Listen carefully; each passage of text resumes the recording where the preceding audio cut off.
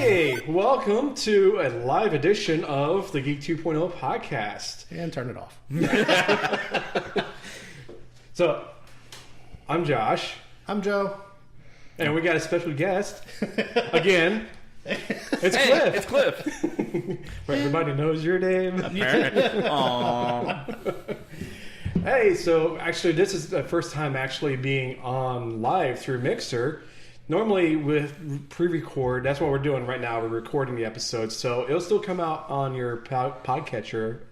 Podcatcher? Yeah, podcatcher of choice. Well, I mean, it works. Works.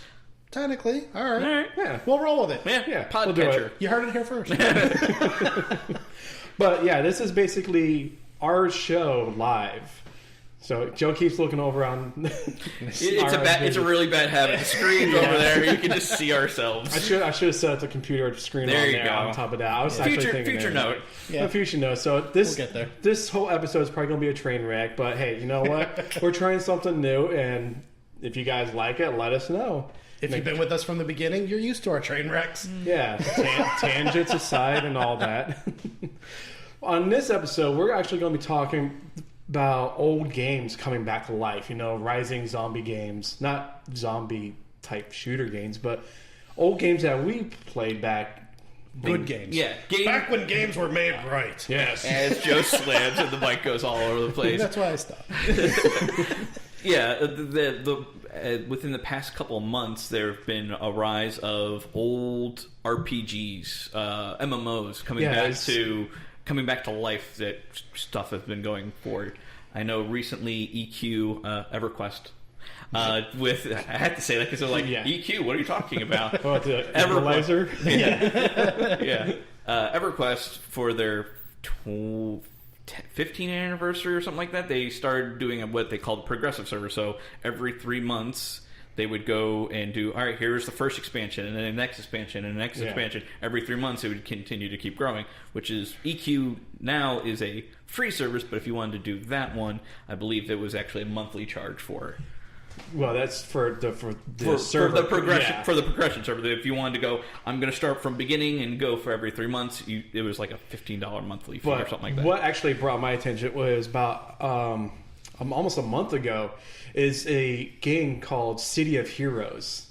That shut down back in 2008, 2009. I forget exactly when, but it came out in the Reddit thread. If you're actually looking on Reddit within Tuesday or Wednesday, someone had came out, hey, I've been actually playing on a private server that has been secret, and all of a sudden, within 24 hours, it just blew up. Everyone was basically just crapping their pants and saying, there was a server out there I could have been playing, and it ranged from emotions on the internet from anger to this person that was running the server, because they were actually running with an iron fist. It was basically an invite-only system. Mm-hmm. If you knew someone that knew somebody, it's basically, I knew a guy that knows a guy. Know a guy. Hey. I know a guy. I know a guy. Yeah.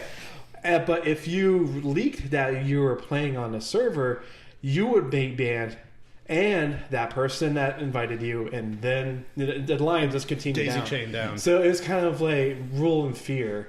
They're a Daenerys of private server. But they were doing that because of the fact that they were afraid of being sued or of something coming out from it. Yeah. I mean, it makes sense. I mean, if you're going to have this little, speakeasy that you'd play games with, you don't want them to go, oh crap, look, someone from the old company that's there is now looking at it. Fuzz. Yeah. Also, tables get flipped. They have a shootout. But yeah, it's NCSoft, which controlled a City of Heroes. They also did a couple other games. Guild Wars 2. It's an actual active game. Is that from Guild Wars? Yeah, NCSoft really? is a publisher for Guild Wars and Guild Wars 2. The fear was that they would be coming down on this person that was running the server. He would lose out everything that he spent almost 8 years building the server. And then on top of that, and all the having copyrights and all that other stuff. Yeah, you don't want to really mess with that. No, it's something where you don't want to mess with, because they have more money than you do. Yeah. I mean, you can go down to Morgan and Morgan. Right. Oh, I don't think he's going to win that fight. Doesn't mean he won't try, though. You got to give him that credit. He won't. Personal experience, he's not going to. Wow. Trust me. But that that's going to be how same thing with like when Napster and Grandma got sent to the IRS for like $2,000 for copyright thing because her grandson or daughter got downloaded a movie at her house. Yeah, it's the same, much bigger account if it's been for 8 years. Well, no, it's looking at like intellectual property, right? Yeah, it's the foundation of everything that they'll come at you with. Absolutely, because you're using their property. Do they know? Was he making a profit out of this? Well, that was the thing. Is because at that point that would be because really versus everything just, online is true, and rumors were circulating that he was using the $3,000 a month that he was the server cost that he was pocketing. It's like, no, that's whatever. But that actually doesn't make sense. If he's paying $3,000 a month, he's not exactly pocketing it. He's still paying it. It's the internet. Once again, he could have said, "Well, this is his private server," and well, that's what he was saying. It's a private server, and he was taking donations for the upkeep of a server cost, and that he had pictures showing what he was actually running. It was old machines and stuff like that. But the new stuff because it's actually released all the source files and everything has been out there now for about a month. There are now 3 or 4 private servers that are running. That anyone, if you go to Reddit or to the different forums and stuff, yes, forums. Yeah, they're still around because it's Reddit. Reddit is forums. It is the internet's homepage. Yeah, that you can have links and just basically just go on the private server, and it's actually pretty cool to think about that this dead game is out there. Such a good game, too. I think that was, aside from some of your console games that could be considered MMOs, I think that was the last, true MMO that I played. Right. If kind of right now it's a very downed version, like DC Legends, I think it is, or whatever it's called. I forget what it's called. But essentially it's a DC free-to-play game where you're either a form of Flash, Superman, Wonder Woman, all that kind of stuff. Well, that's the nice thing with City of Heroes, because so good. You can make your own superhero. You can have I had a character called Terra Girl. She had Earth powers. She was like this little spunky kid just running around throwing huge boulders up. I missed those. Earthbending, but basically. So, quick backstory. So, both, if it's not obvious by this point, both Josh and I played and loved this game. Put in probably way too many hours into it. Cliff never got a chance to play. I think I got to the tail end when Villains came out, and at that time it was pretty much dead. Well, that point. actually wasn't the end. It was actually they had another expansion called Preatora or something. I know that Villains came out, and then afterwards they had another expansion where you could go between hero and villain. Mm-hmm. You could go between the two, and it was around. Yeah. It was a little after that time is when it started. Yeah, because you can start out and you can have like a redemption arc. Say, okay, well, this character, I want to say, it all starts going towards good. And then you can be like, oh, now I'm a hero, and you go into Atlas Park and stuff like that. You could be redeemed, or you could follow I think that's what it's called. You can be redeemed and stuff like. But I think at this point, Cliff's probably tired of hearing me talk about this game to him, because no matter what game he was playing, I always compared it to City of Heroes. Well, at the time, what other game was out there? There was this World of Warcraft, and then there was City of Heroes. There was other ones. There was EverQuest, but the detail and level of just the character customization alone. That was the part that kind of that Joe's biggest point is that you can literally take any. You take just about everything on your character. You can pick everything. And there was also issue with, because a lot of people were doing Hulk or Wolverine, because you had a Claw's power set. Yep. That you can make yourself into black and yellow. DC came on to Paragon or Cryptic at the time, said, hey, you can't do that. So after that point, you couldn't do You'll get reported, and you have right. Your You character could be a generic. green Hulk. You could be a purple Hulk. You could be like Robert the Stickler. And You couldn't name yourself after the character. But you can also have your character look very comparable to these actual characters that are out there.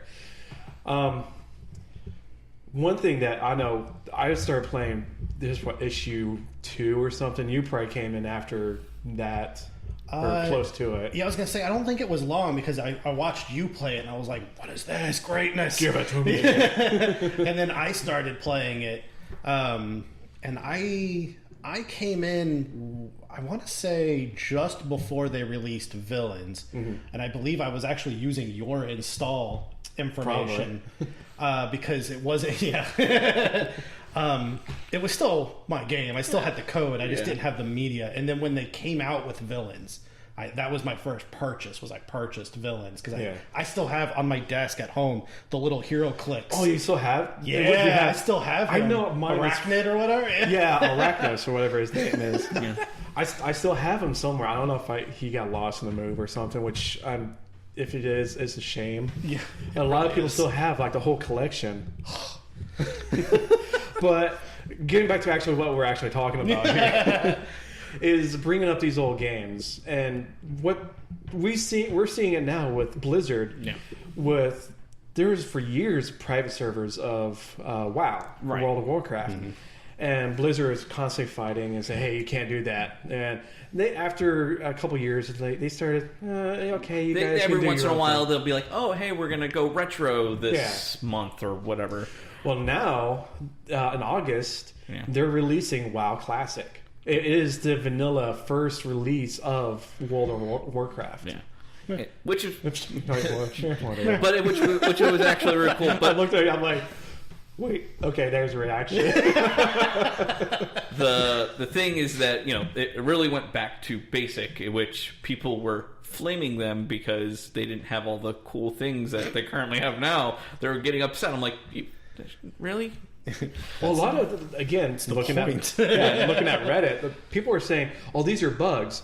Blizzard come back and like, "No, these were actual features. Yeah. You're remembering what it was back then." Yeah, well, you have to think it started in 2000 something, 2004 or something like that. So they've had a really long time to figure it out, over a decade of fixing and doing and being like, tweaking and taking feedback, and they didn't have that at that time. So it was just one of those weird, it seemed fairly recently that all this stuff, like I mentioned before, with EQ and all these other things, what else is going to be coming down the line? I know Knights of the Old Republic is still up. Star Wars Galaxies. Oh, right, you're right, Galaxies. No, the Knights of the Old Republic, where it's just like a single player game. But Star Wars Galaxy is Old Republic. Well, no, the Old Republic is still ongoing. Yeah, people saying it's dead, but it's still fun. I still play it on occasion. One thing is I'm looking at is that our games that are out now are all multiplayer. Right. There are not really any single player games. There's a few like from Bungie, like the Assassin's Creed and stuff like that. Or they'll have like a small single player story that Battlefront 2, Star Wars had like a small single player. Yeah.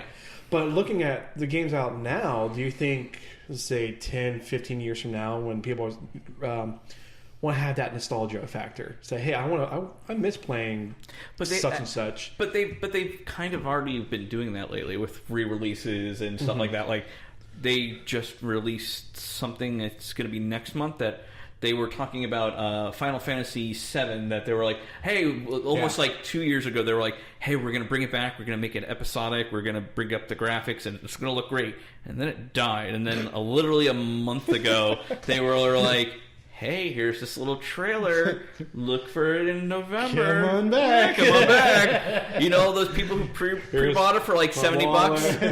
That $70 that you paid back in like 2 years ago? It's coming. It's going to be $70 again. Yeah, not enough people pre-ordered, so it's taking longer. But yeah, I mean, they've come up to the idea that, okay, we made, Assassin's Creed 3, and now the new console's coming out. We're gonna reimagine it and bring it back and clean up some of the graphics. Look at Resident Evil. Yeah, Resident Evil is a 2 just came out. Okay, but it's just, that's a good starting point. It's a single player game, but a lot of people loved it and want to replay it. But I think they don't want to replay the old game as it was. So who makes it? Activision?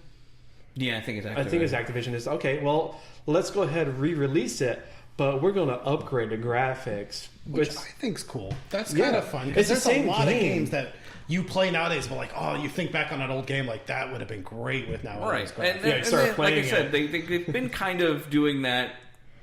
They get their big popular games and they're like, all right, we'll bring this back out to the console, or we'll bring this out back to computer and all that stuff, and just, clean up the graphics a little bit, which doesn't take much time, but then they can do... Yeah, you say that. Relatively, versus coming up with a brand new IP. I'm going to say it takes almost just as long, because really you're going all the way back to the original art, redrawing everything, 3D mapping it. You want to look right in that camera and talk to the art departments of these games. It's no big deal. Well, compared this should take you like a day. I'm not saying it takes that short of a time, but you already have all the coding already there. You already have your story. You already have your plot. It's just now going back and getting the graphics department to redo it and all that stuff. So in the relative scheme of starting from a brand new IP and bringing it all the way up to life, where they're going to gamble on money that might not come out. There's also the aspect of, because you got to look at nowadays, they release games quicker from a brand new IP because of the fact that they can patch it down the road. True. So this is a game that's already been out. Well, so the thing is, they're going back to scratch and they're redoing all the graphics, which means redoing all the coding for all of that. Well, we've already seen issues with that for like crunch time. We've seen companies come out and say, "Hey, are dogging our employees for these crunch times and trying to get these games out that are all now broken. We'll spend the next 6 months actually." Yeah, whether fixing they want what should have been once done. again that you have games that die like Anthem, that it came out, was online, and they just couldn't keep up with the patching, too many problems. Well, that game had other issues on top of it, but it's the same thing. Is that they're going to bring out this game, get it for 3 months, and then all of a sudden the company that owns it is like, we're not going to patch it anymore. It's dead. We're just going to go. To me, and I get, like I said, yes, I agree. There are definite games where they could benefit from that time and money, but there are some games, like we were talking about a little bit before, like with like Command and Conquer, like that kind of game. To me, you don't need to go through and refresh graphically. I think it's what helps make. Well, again, with Blizzard, they're actually doing that with I think Warcraft 3. It's just the same game premise, and they're not changing like code. Like the missions are pretty much going to be the same. It's just going to be updated graphics and make it more optimized for systems nowadays. Right. Yeah. Where you don't need to run this game in like emulation mode or like Windows XP. But I love those old real-time strategies like Warcraft and all that. Those were great. Well, I think you'll find out that our old titles are coming back, like Command and Conquer is. I don't want to say it's confirmed, but there are whispers. Yes, thank you. That they're going to be re-releasing the Command and Conquer series. It's about time. God, it's taking so long. Now, RTS style gaming is actually coming back. I don't know if you heard a game called Conan Unconquered is going to be coming out. It's the same people who are from Westwood that did Command and Conquer. They're coming out with an RTS that are with the Conan IP, and the same company Funcom is coming out with Dune. You remember? I don't know if you played Dune 2000 or Dune 2. I actually did not play Dune. It's a pre from Command and Conquer. It's what Command and Conquer was built from. Gotcha. So there's RTS games are coming out. Well, and they've got like I'm trying to remember. I have it. I just don't really remember the title too well. But I want to say it's Mutants and Masterminds. No, that's that's a tabletop game. That's a tabletop game, which was essentially City of Heroes, just tabletop. Yeah, basically. No, I'm thinking the was it the Road to Eden? I'm trying to remember. Mutiny Zero. Mutiny Zero. Thank you. Yeah. That one's a real-time strategy. That's, I mean, it's not Command and Conquer, but it's like very an XCOM. similar. Yeah, it's XCOM. XCOM. Yeah. It's actually I have it. I played it. Streamed it. It's a good game. It's a fun game. It is. And it's actually one of those things. Like I don't know if you remember playing XCOM, but you can have your units going out or your characters go out, and it's not. It's like that, but you have to think about, okay, are they behind cover? Yeah. Are they? Do they have the high ground? Yeah. It's just there's other aspects that are tacked on that you actually. It's more of a thinking RTS. Yes. Which makes it even more funner. More funner. Yeah. The right word. Yeah, it's the right words. You were talking about the whole re-release and going down the road and them doing the same thing. I'm wondering if this spike that we are seeing with all of these quote-unquote retro games being re-released, redone, remastered, I think that's more because of our generation. And True. As the generations progress, they're not going to be as interested in retro, even their version of retro, so much. It completely depends, but really you got to think that kind of started with our generation. I don't really remember, like, back in the 80s, them having some big... Having Gauntlet and then Gauntlet remastered. That didn't happen until the 90s. Pong remastered. Yeah. Ooh. But that's what, but what I mean? It came out with games like Breakout or whatever it is, but it's just a different version of Pong instead of going back and forth. It's on the bottom. Or, it's the ball going up and down. That was just because it only had so many limitations at the time. True. I mean... But I don't remember there being a lot of that kind of... No, because once again, they were the only thing maybe would have been like Pac-Man. But at that point, it would have been later. It would have been much later into the time frame, but it would have been just a reskin of whatever at the time. Because they wanted that new, fresh thing. So that's why I'm thinking, like, that's really... Because we killed all the IPs, essentially. Even there's the surge... there's no more original thought or content in the world nowadays, But even the surge that we're experiencing in TV shows and movies and all that, it's all the throwback to when we were younger... that's being re-released, remastered, re-imaged, whatever. That's really because of us. That's what our generation wants. We want that kind of... We want that nostalgia. Yeah, that's really big. So the generations past us may not care about it as much. Not saying that it's not going to be there, but they may not care about it as much as we do. So they may not see that what we're thinking is going to be like, oh, this is going to be great 20 years down the road when it's in, an augmented reality form. Oh, man. Just imagine right now, Fortnite being remastered with I know, but that's what that's what the kids are playing, folks. Minecraft. Minecraft is still a very strong contender with games nowadays. Oh, I know. It's a great... I haven't played it, but I've heard it's a great game. I'm just picturing augmented reality version of it. There is. Oh, my God. Yeah, there's a VR version of Fortnite. That's VR. That's different. Well, it's basically going down that line. The augmented reality is next. And then that's HoloLens. HoloLens was a big... all their keynotes had Minecraft portions in it. But HoloLens was also like 5 years ago, and they haven't done anything with it. Well, they did. Last build they had a new one. Did they? Yeah. Oh, really? Yeah. Man, I was just like, but also was at the time was like, oh, that's great. That's going to be coming out.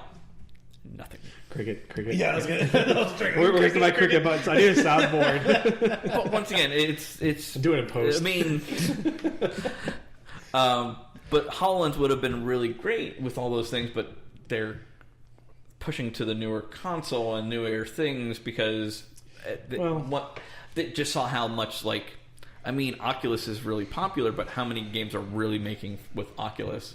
You'd be surprised. Beat Saber, Super Hot, which are EVE Online. Super Hot was such a good game, but those are 3 or 5 games versus how many games that have come out with console or PC within the last month. Hold on. Minecraft Earth. Made by Microsoft, like Pokemon Go. With your phone, you go out there. All right, so go back here. Sorry. Oh, I don't care. Gotcha. Okay. AR. Yeah. All right. But no, with that is the VR games are actually. I just wrote an article, but there is a large contention of people that are Absolutely. bringing out VR games. It came out hot. It's kind of but like it slowed down. It's kind of like you have Microsoft is the big contender for computers. Then you have Apple, and in the distant third or fourth is Linux and other OS stuff like that. Well, it's relatively in the sense of depends on where you're at, right? Yeah, people are sworn. I mean, you can see right above his head. There's a Raspberry Pi there, so I'm not. I'm talking to the horse. Talking to the crowd about Linux, yeah. but like you say the same thing. PlayStation. So all those big contenders, or the ones that are going to come out for PC on Steam and all that other stuff. Well, let's talk about Steam. Steam is. I know they have a. They have a limit. They have a. I would, because I have the computer underneath here. I haven't installed Steam on it, but it's running Linux Mint. Right. So it's but in the sense of that you're going to go to the bigger audience. You're going to have the smaller audience when it comes to VR games and stuff like that. Once VR becomes more prevalent, you get more games. But unfortunately, right now, how much is an Oculus Rift?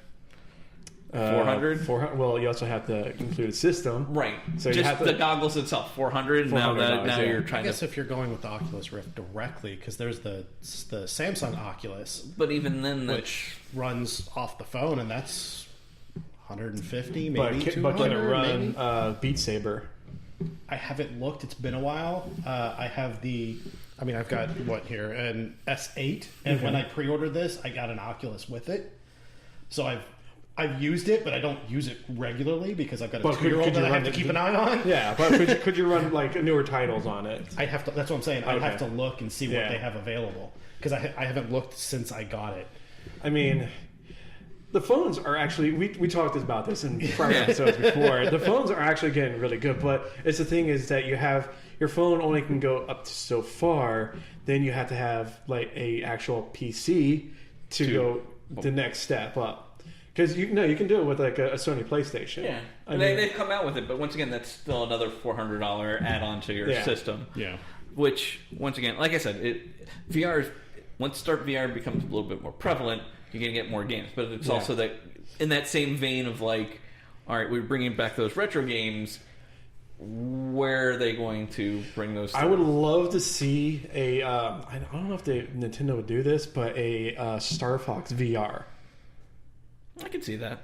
It wouldn't be much. That'd be kind of cool. Mm-hmm. Keep with the old games, or not the old game, but the old graphic styles. Yeah. Where everything's all blocky and all janky, but it's just again keeping with the theme of today's episode. Retro. Yeah, it is being driven by our generation, well, like or a little bit older. Yeah. With the generation that's currently playing games, you're going to have the battle royales. You're going to get all those things because those are the things that are prominent, or at least they're trying to be in esports or whatever. And there is a esports league VR.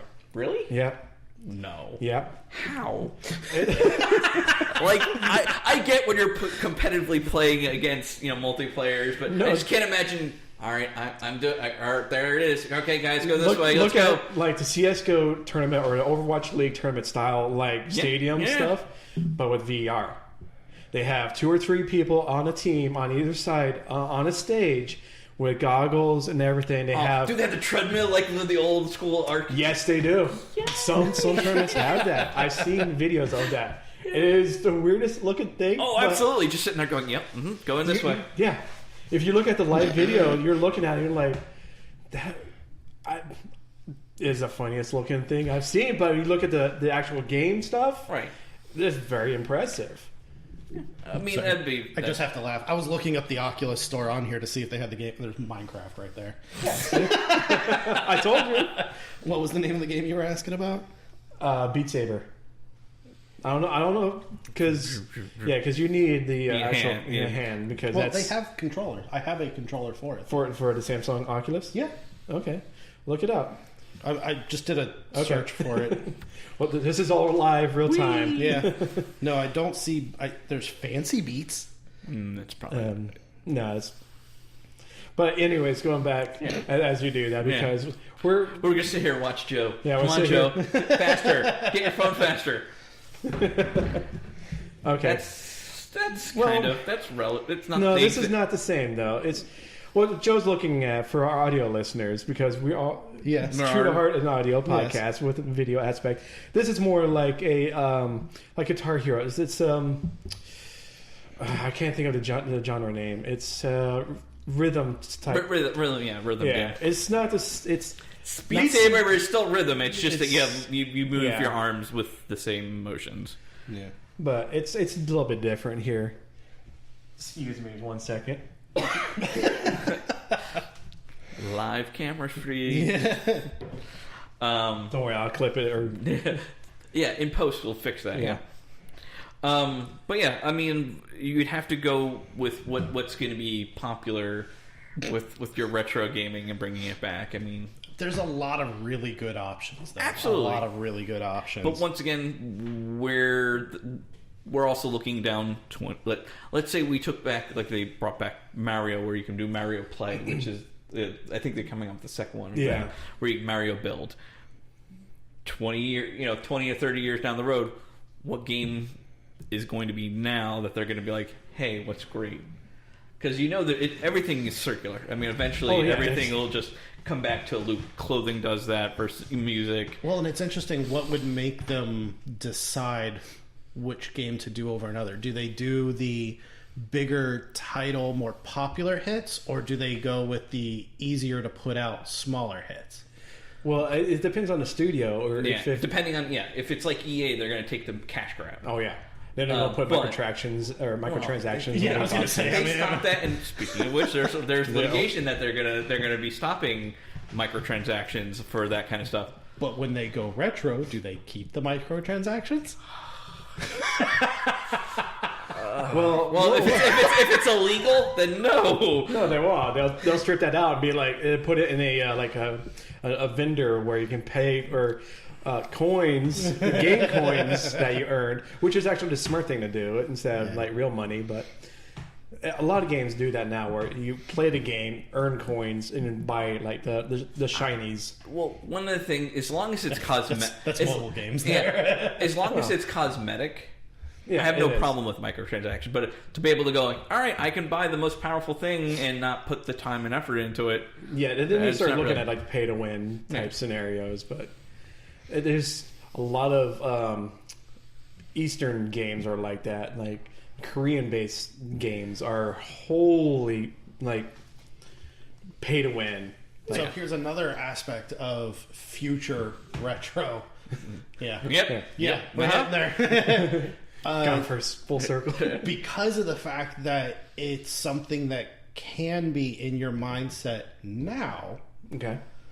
is it something that when the retro game comes out as a re-release, re-image, whatever, do you get to keep your old game saves and everything that you had with the game? I would a lot of say it is no. cloud. Well, a lot of it, especially on Xbox, is cloud save. Which it's surprisingly that you brought that up, because I got one of the free Microsoft games that come out, and it was a game that I already owned. And it was in the cloud, and it came up. It was like continue, and I'm like, continue. Oh man, I haven't played this in like 10 years. I don't remember where I left off. Well, the thing is that a lot of games have like time limited bonus stuff that you've earned if you start playing it. Mm-hmm. Do you really re-release those items for new players that are coming in, or do you say this has been exclusive if only you played it 10 years ago? To me, that's rewarding the player who played it that long ago. But then you have the people coming into the new games like, I wasn't even born yet. Right. Well, one of the things is like You're walking around with we the didn't shiny. know we were going to re-release it either. Like, but at that Very point, true. at that point, but you can say the same thing about like Game of the Year games, like when they did Fallout 4, they had Game of the Year, which gave you all the expansions, but it was also like 10 years down the road or 5 years down the road or whatever at that point. Essentially, that probably what would end up being. well, because like I was thinking, and it would at this point, I know the answer is no, but like I was thinking back when you sent me the video on City of Heroes and kind of what got all this going was, I'm thinking about, I'm like, that's great, get the private server, jump on there. Then I was like, hey, if enough people get going with the private servers and playing again, there's a really good possibility that NCSoft's going to look at this and go, wait a minute, there may be something here that we're losing out on money. Basically what Blizzard did. Let's re-release it. But then I'm thinking about, I'm like, okay, if they re-release, there's kind of that whole chain of thought my mind's going through. If they re-release, I miss my old characters. I kind of remember some of them, but not in full detail. I'm never going to get those characters. But whether or back. not, but once again, whether those if that company even still has those, if they haven't demoed their servers. Well, and that's why I'm thinking. Like, just... that's why I was getting to that point. Was I know that I'm not going to get those back. Right. I've lost all that. But that's why I said future retro.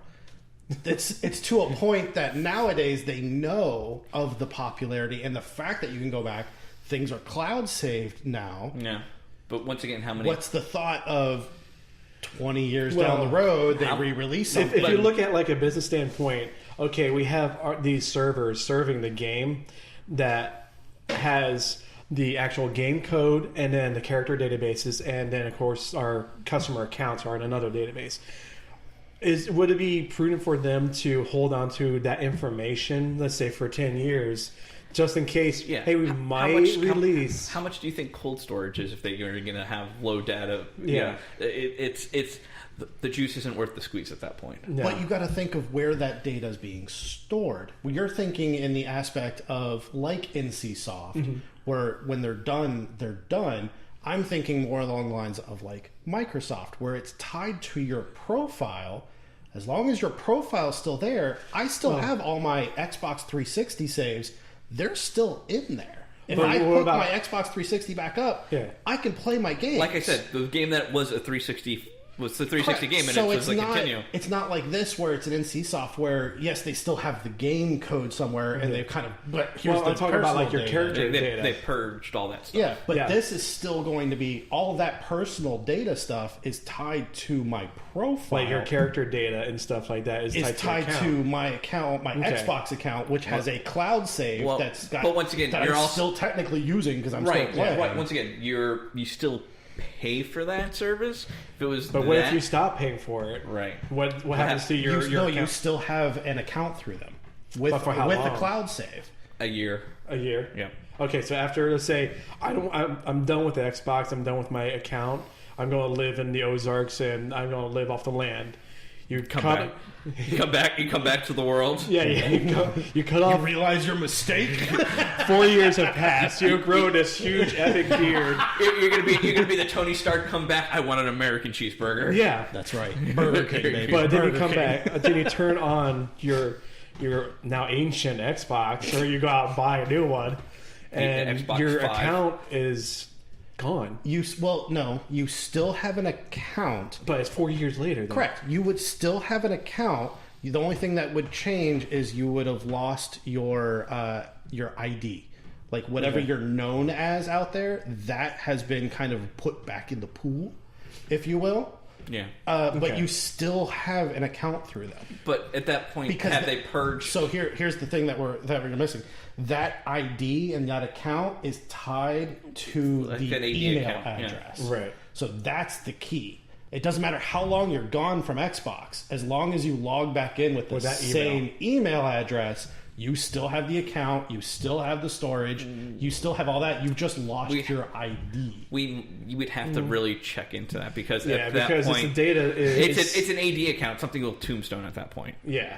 I mean, we don't know. Even though it's still in the cloud, it's still hardware residing somewhere. But that's what I'm getting at is that you're not paying for it. Microsoft is paying for it. Right. Correct. But that goes with the whole. But that's why I'm asking. Like, do they keep that around? Like, because there are people that will still be playing 10, 20 years. We're very much evidence of that. Right. Mm-hmm. So, for those people that didn't disappear.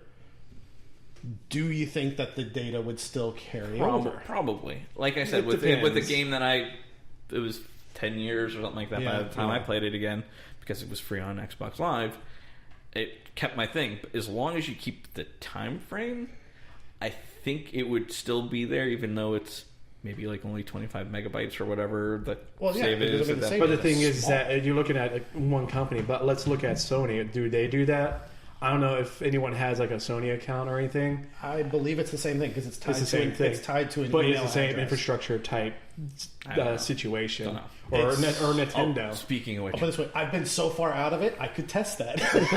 See, that's true. I was going to say your PlayStation hasn't been forever. Yeah. But speaking of PlayStation and Xbox, they've Oh, merged.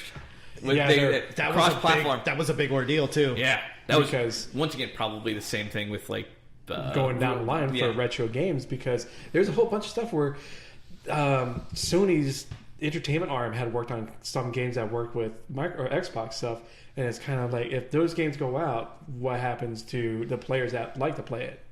Do they come back? So I mean, this is actually new territory where we see these two juggernauts coming, like shaking hands. But it's funny. Do you know why they're shaking hands now, though? Right? No, tell me. It's because of the fact that Sony was changing their back end on how their cloud with save, Azure. and they're using Microsoft Azure. Yeah.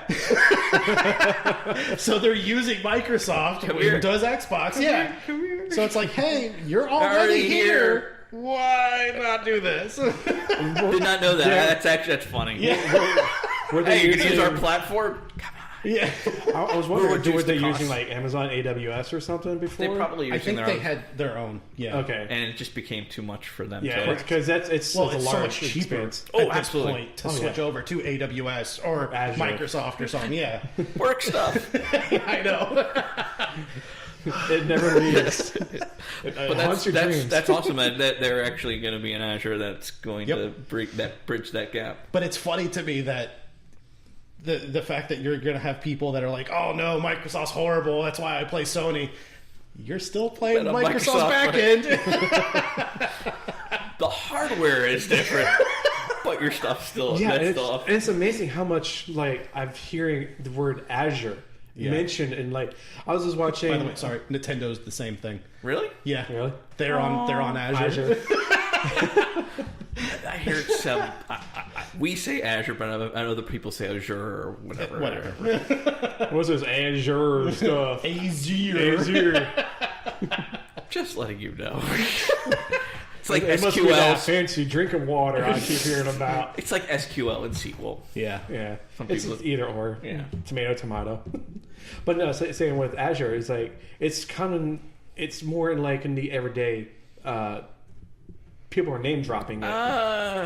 In the business world. No, Yeah. not in the business world. Even in the gaming world, I was watching on Mixer that in one of their shows, they're running their Mixer matchups and loot systems. When you watch a game, you get like prizes for a game, like Sea of Thieves. You get certain item that's very rare. Oh. It's all being run off of Azure. That whole system is being off of that system. That doesn't.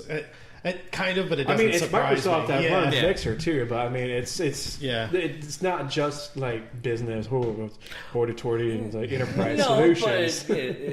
but you talk to the random person, they're going to Azure and be like, the color?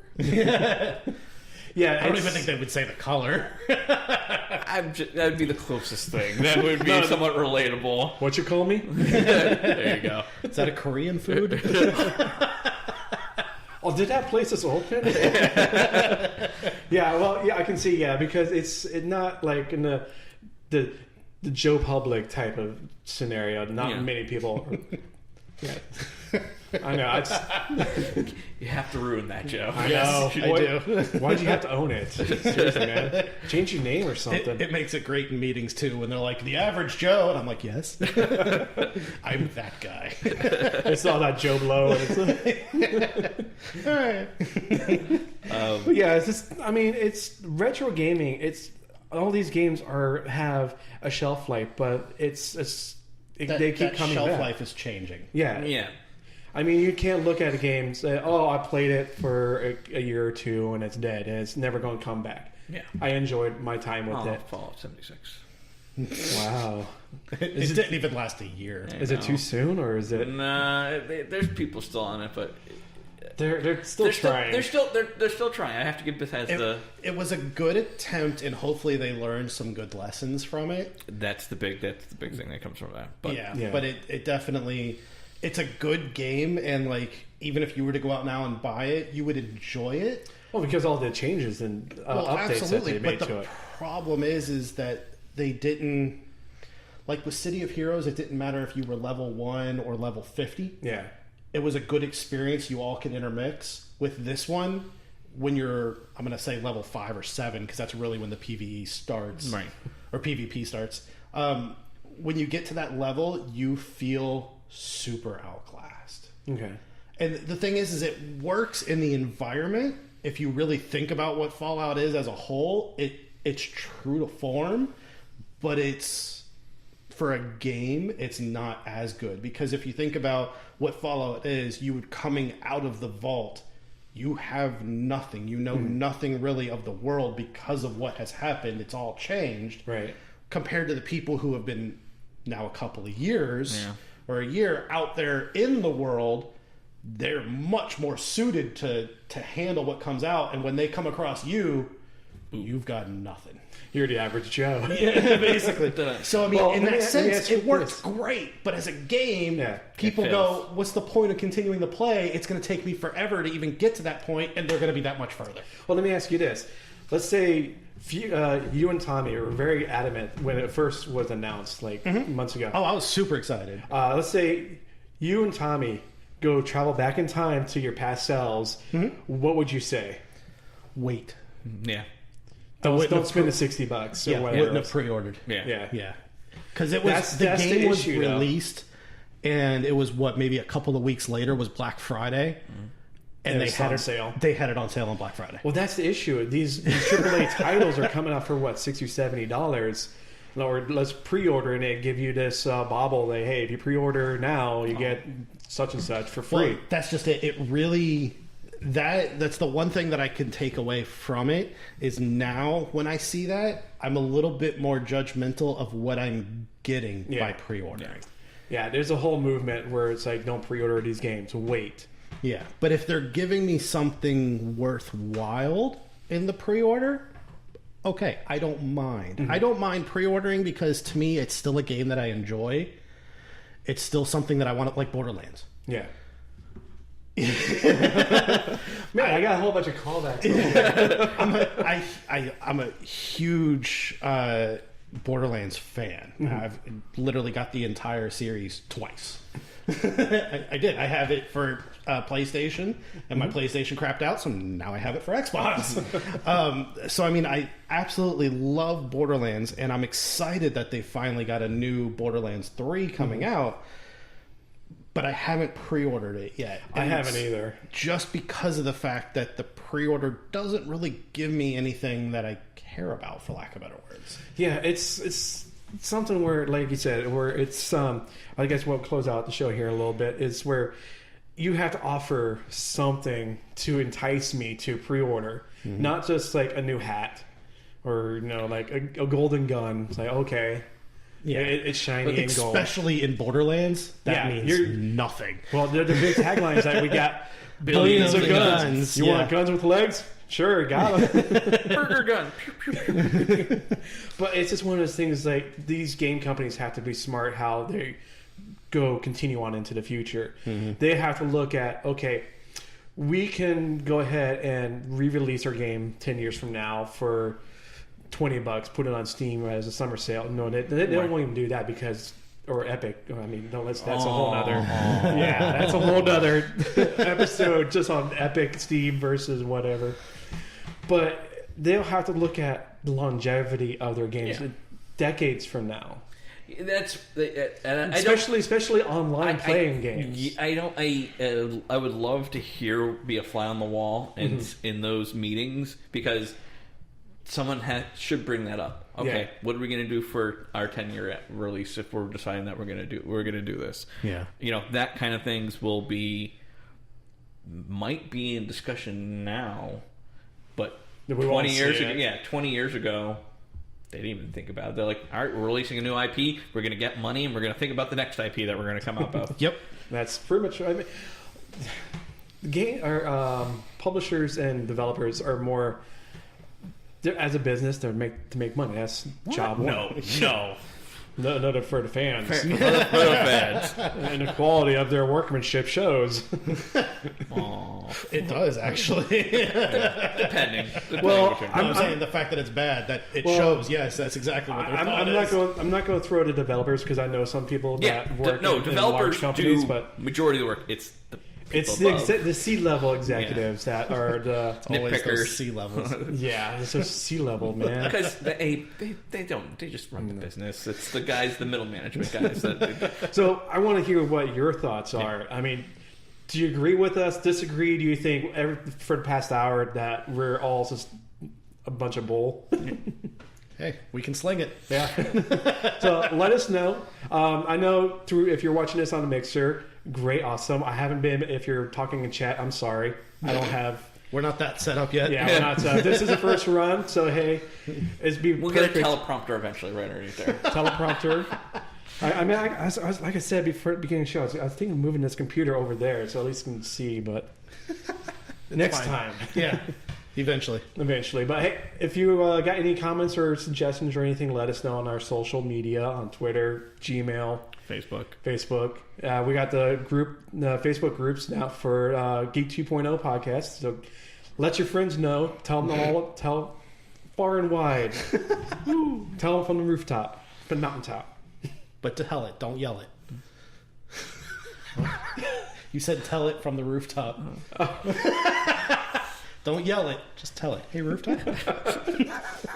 Okay. I think we're getting a little punchy now, but anyways, thanks for watching, and we'll see you on the next one. Thanks for listening to this episode of Geek 2.0 Podcast.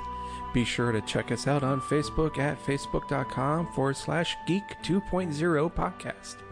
Also, be sure to follow us on Twitter at Geek20 Podcast. Don't forget to visit our website at geek20podcast.com for older episodes, news, and much more. And make sure to subscribe to our podcast through your favorite podcatcher player of choice. The Geek 2.0 Podcast is part of